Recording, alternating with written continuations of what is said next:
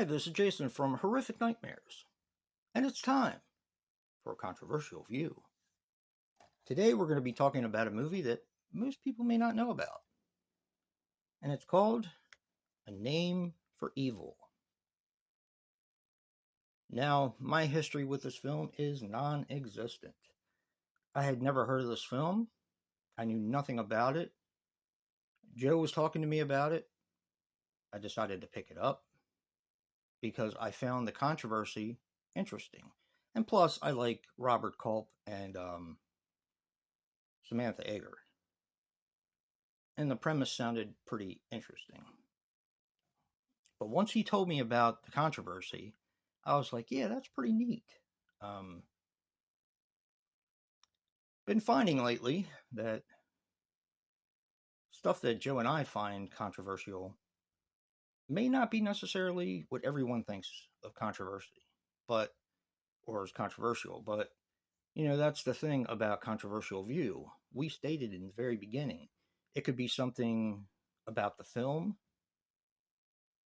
the making of the film itself having an effect on people, right down to the fact of maybe I like the film and Joe doesn't. It doesn't have to be the end all be all. It's just something controversial about said film that we think is interesting. And as movie fans, especially horror fans, we like to hear the backstory behind films, how they're made, um, things that happen during the making, even arguments between the cast. I find that kind of stuff interesting, and I know Joe does too.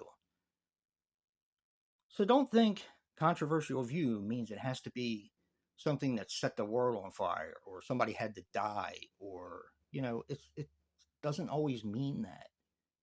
Some of them maybe like that, but controversy comes in all types and forms. With that being said, the reason why I stated that is because I've been kind of tired of people saying, where's the controversy in this and that? It doesn't have to be earth shattering, it just has to be controversial. With that being said, let's dive into A Name for Evil. Now, as I was watching this with Joe, it's another movie about a person who inherits something from their family. And right away, Joe made a joke that this might as well have been a Hammer film. And that's kind of true because there's a lot of Hammer films that are based on inheritances that go incredibly wrong.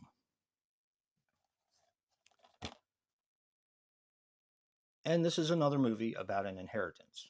Robert Culp has a relative who dies, and he inherits this huge house on the water, and he wants to renovate it.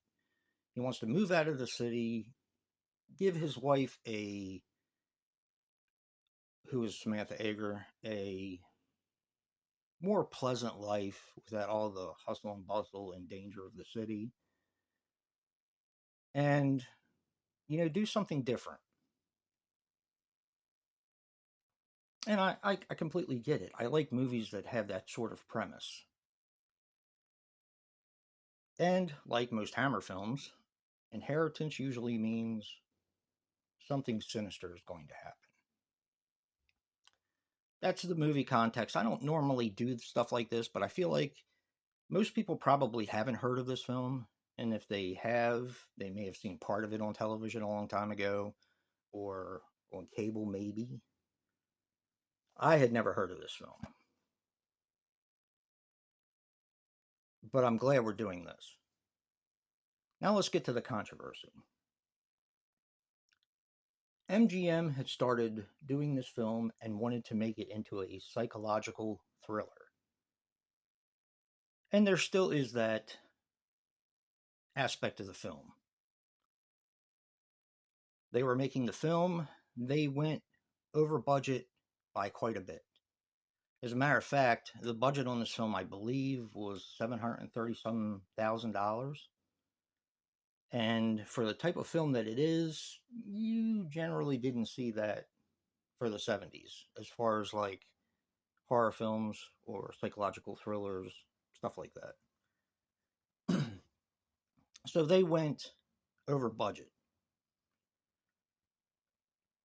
MGM didn't think they were going to make their money back, I guess. So they did what a lot of movie places did back then, is they shelved the film, because this was originally filmed in 1970 and didn't come out until 73. Now, when they shelved the film, a company called Penthouse, and yes, that Penthouse, the men's magazine, with all the nudity and the questionable sexual stuff inside. I mean, it wasn't like, it was harder than Playboy, but not as bad as Hustler, if I remember correctly. It's been a while. But Penthouse acquired the rights to this film under the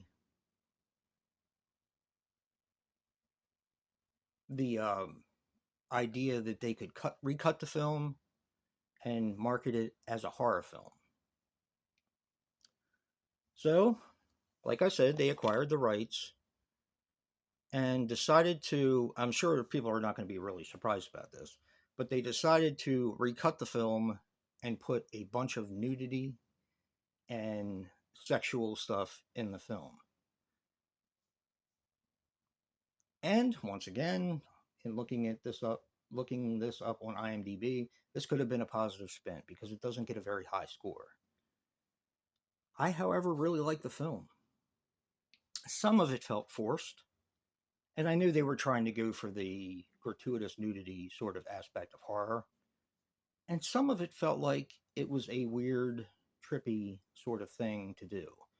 For example, there's this part in the film where Robert Culp goes into a bar, and there's like a cult there dancing around, taking off their clothes, having orgies in the outside of the bar and on the bar floor. Um, just weird, trippy things. And this film has a very dreamlike quality in a lot of it. And like I said, there was stuff that was forced. Um, a superimposed image of dancing girls with large breasts kind of felt forced, but I'll never turn down nudity. So it's interesting that they were able to do this. They released the film, and this is one from Joe's past that he used to watch when he was younger, probably too young, but when he was younger. And I'm glad that he introduced me to this because I had a blast with this film. Is it a great film? No. But I think it's kind of fun. And regardless of what people say about stuff coming out of nowhere, the nudity and the weirdness, it does feel like a part of the film when you start to watch it. People say it's messy. I disagree. So give this one a try. As Joe says, we watch them so you don't have to. If you ever come across this, it's a fun 70s film, and it feels like a 70s horror film. A lot of the psychedelic stuff in this film really lends itself to the time. So, as I said, give this one a try, or don't. But don't forget to check out Joe's controversial view for A Name for Evil. Remember, guys, physical media matters. And until next time.